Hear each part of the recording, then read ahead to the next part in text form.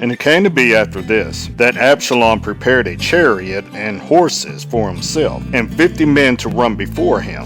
And Absalom used to rise early and stand before the way to the gate. And it came to be, whenever anyone who had a complaint came to the sovereign for a right ruling, that Absalom would call to him and say, "What city are you from?" And when he said, "Your servant is from such and such, a tribe of Israel," Absalom would say to him, "Look, your matters are good and right, but you have nobody from the sovereign to hear you." And Absalom would say, "Oh, that I were made judge in the land, and everyone who has a complaint or case would come to me, and I shall let right be done to him." And it came to be, whenever anyone came near him to bow down to him, that he would put out his hand and take him and kiss him. And Absalom did this to all Israel who came to the sovereign for right ruling. And Absalom stole the hearts of the men of Israel. And it came to be at the end of 4 years that Absalom said to the sovereign, "Please let me go to Hebron and pay the vow which I vowed to Yahweh. For your servant vowed a vow when I dwelt in Jeshurun in Aram, saying, If Yahweh indeed brings me back to Jerusalem,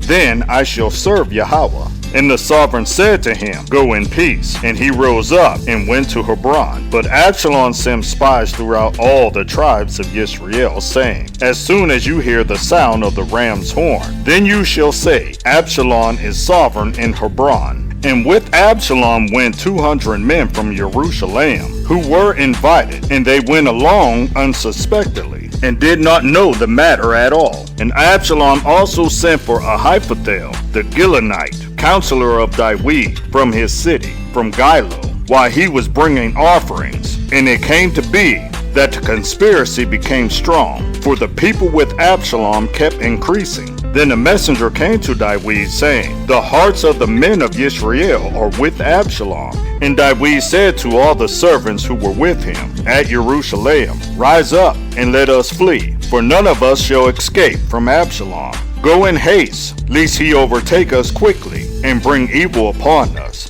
and smite the city with the edge of the sword." And the sovereign's servant said to the sovereign, "Look, your servants do according to all my master the sovereign chooses." And the sovereign went out, and all his household at his feet. But the sovereign left 10 women concubines to look after the house. So the sovereign went out, and all the people at his feet, and they stood still at the last house. And all his servants were passing on at his side, and all the Kerethites, and all the Pelethites, and all the Gittites, 600 men who had followed him from Gath, were passing on before the sovereign. And the sovereign said to Ittai the Gittite, "Why do you go, you also, with us? Turn back and remain with the sovereign, for you are a foreigner, and also an exile from your own place. You came yesterday. Should I today make you wander up and down with us, when I am going wherever I am going? Return and take your brothers back. Kindness and truth be with you." And Ittai answered the sovereign and said, "As Yahweh lives, and as my master the sovereign lives, in whatever place my master the sovereign is, whether in death or life, let your servant also be there." Therefore David said to Ittai, "Go and pass over." And Ittai the Gittite, and all his men, and all the little ones who were with him, passed over. And all the people were weeping with a loud voice, and all the people were passing over. And the sovereign himself was passing over the Wadi Kedron, and all the people were passing over toward the way of the wilderness. And see, Zadok also and all the Levites with him, bearing the ark of the covenant of Elohim. And they put down the ark of Elohim, and Abiathar went up until all the people completed passing over from the city. And the sovereign said to Zadok, "Take the ark of Elohim back to the city. If I find favor in the eyes of Yahweh, then he shall bring me back, and show me both it and his dwelling. But if he says thus, I have not delighted in you, here I am, let him do to me as is good in his eyes." And the sovereign said to Zadok the Cohen, "Are you not a seer? Return to the city in peace, and your 2 sons with you, Ahimaaz your son, and Jonathan, son of Abiathar. See, I am waiting in the desert plain of the wilderness until word comes from you to inform me." And Zadok and Abiathar took the ark of Elohim back to Jerusalem, and they remained there. And David went up by the ascent of the olive, and wept as he went up. And he had his head covered, and went barefoot. And all the people who were with him covered their heads, and went up, weeping as they went up.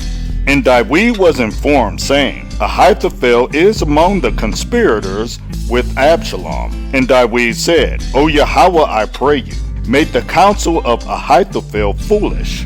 And it came to be that David came to the summit, where he bowed himself before Elohim, and saw Hushai the Archite came to meet him with his robe torn and dust on his head. And David said to him, If you pass over with me, then you shall become a burden to me. But if you return to the city and say to Absalom, I am your servant, O sovereign, one servant of your father, but now I am your servant, then you shall nullify the counsel of Ahithophel for me. And are not Zadok and Abiathar the Kohanim with you there? And it shall be that every matter you hear from the sovereign's house, you shall report to Zadok and Abiathar the Kohanim. See, there are with them are their two sons, Ahimaaz Zadok's son, and Jonathan Abiathar's son. And by them you shall send me every matter you hear. And Hushai, David's friend, went into the city, and Absalom came into Jerusalem.